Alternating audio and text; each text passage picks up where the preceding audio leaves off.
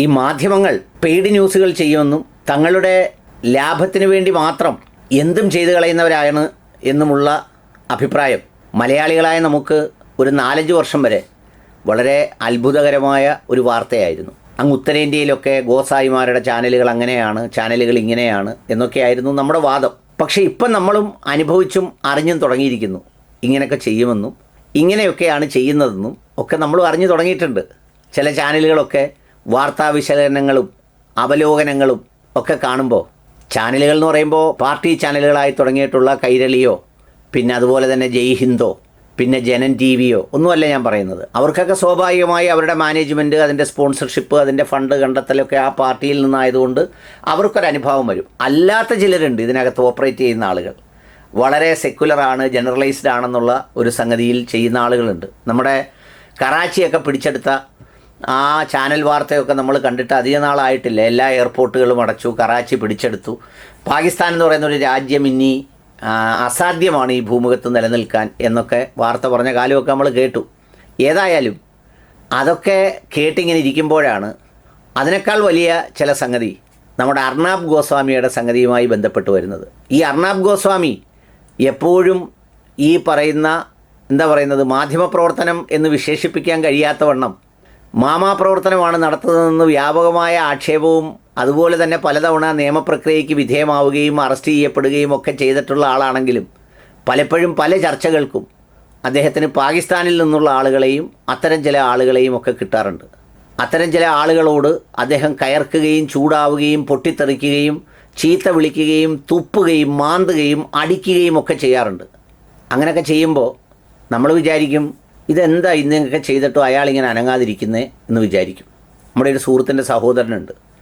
അവൻ ചില ആളുകളെ തെറി വിളിക്കുമ്പോൾ ഞങ്ങൾ കളിയാക്കി പറയും, ഇന്ന് അവന് 1000 രൂപ കിട്ടാനുള്ള ചാൻസ് ഉണ്ട്. ആർക്ക്? ഈ തെറി കേട്ട ആൾക്ക്. കാരണം ഇത് കേട്ട് മിണ്ടാതിരിക്കുന്നതിന് 1000, 2000 എന്ന് പറയുന്നൊരു കണക്കുണ്ട്. അത് ഈ എന്തെങ്കിലും സഹായം ചെയ്യുമ്പോൾ അവിടെ ഹൃദയഭാവം കൊണ്ട് ഭാഷ്യം കൊണ്ടൊക്കെ കൊടുക്കുന്നതാണ്. പക്ഷേ അർണാബ് ഗോസ്വാമിയുടെ കഥ ദേ ഇപ്പോൾ ഒരു വീഡിയോ ആയിട്ട് ഒരാൾ പുറത്തു വിട്ടിട്ടുണ്ട്. അതൊന്ന് കാണേണ്ടതാണ്. ദേ ഇതാണ്. अर्नब गोस्वामी साहब Pakistani intellectuals, politicians and journalist, Arnab Goswami हमें पैसे देके कहता है कि इंडिया को गाली निकालो. अच्छा, मैंने कहा क्या? वो कहता है कि इंडिया को गाली निकालो इंडियन टीवी चैनल पे. उन्होंने कहा हाँ, और हम निकालते हैं और हमें बहुत पैसे मिलते हैं. oh my God. मैंने कहा तो ये क्यों गाली निकलवाता है? कहते हैं वो फिर जो है ना 3 मिनट हमें देता है इंडिया बैशिंग के, 10 मिनट फिर पाकिस्तान बैशिंग करता है, उसकी रेटिंग ऊपर चली जाती है. അതായത് അർണാബ് ഗോസ്വാമി സാബ് പാകിസ്ഥാനിലെ ആളുകളെ വിളിച്ചിട്ട് ഇന്ത്യക്കാർക്കൊരു 3 മിനിറ്റ് കാണേ സംസാരിക്കാൻ കൊടുക്കത്തുള്ളൂ. ഞങ്ങൾക്ക് ഈ വിളിക്കുന്നവർക്ക് 10 മിനിറ്റ് കൊടുക്കും. അപ്പോൾ അവരെന്ത് ചെയ്യും? കുറേ ഇന്ത്യ വിരുദ്ധ കാര്യങ്ങൾ പറയും. അപ്പോൾ അർണാബ് ഗോസ്വാമി ഒരു ഇന്ത്യക്കാരനായിട്ട് അലറലോടലറും. ആന അലറലോടലറി എന്ന് പറയുന്നത് പോലെ അർണാബ് അലറലോടലറും. ഈ അലർച്ച കേട്ടുകൊണ്ടിരിക്കുന്നതിന് സവിശേഷമായ തുക നൽകും. അപ്പോൾ അവർ നോക്കുമ്പോഴോ അവരുടെ രാജ്യത്ത് വലിയ ഗതികേടും കഷ്ടപ്പാടും ഒക്കെയാണ്. അപ്പോൾ വൈകിട്ട് വന്ന് 2-3 ചീത്തവിളി കേട്ടാൽ 10 രൂപ കിട്ടുമെങ്കിൽ 10,000 രൂപ വാങ്ങിച്ചുകൊണ്ട് അവർ സന്തോഷമായിട്ട് പോകും. ഇവിടുത്തെ ഗോസ്വാമിക്കോ ഇത് കണ്ട് കോടിക്കണക്കിന് ഇന്ത്യക്കാർ ആവേശം കൊള്ളുന്നു, ഗോസ്വാമി മാധ്യമപ്രവർത്തകനാണെന്ന് പറയുന്നു എന്നാണ് ഇയാൾ പറയുന്നത്.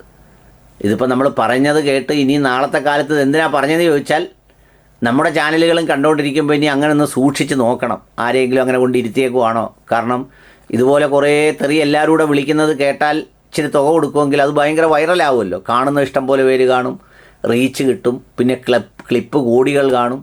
അപ്പോൾ അതുകൊണ്ട് അങ്ങനെയൊക്കെ നടക്കുന്നതാണോ എന്ന് ചെറിയൊരു വർണ്ണയത്തിൽ ആശങ്ക എന്നുള്ള രൂപത്തിൽ വേണം ഇനി നമ്മുടെ ചാനലുകളും കാണാൻ.